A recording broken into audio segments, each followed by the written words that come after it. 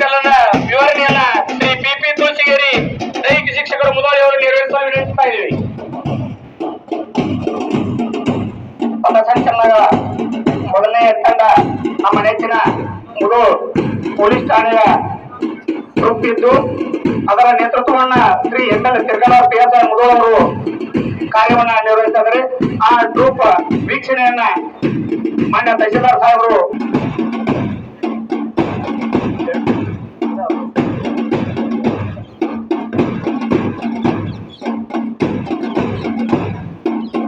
ಮೊದಲನೇ ತಂಡ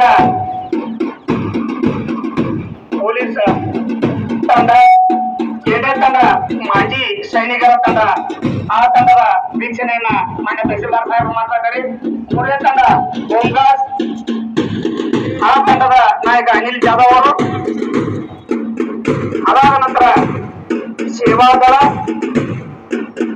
scout and guides, ಅದಾದ ನಂತರ ಪ್ರಾಥಮಿಕ ಮತ್ತು ಪ್ರೌಢಶಾಲೆಗಳ ಪ್ರತಿ ಶಾಲೆಗಳ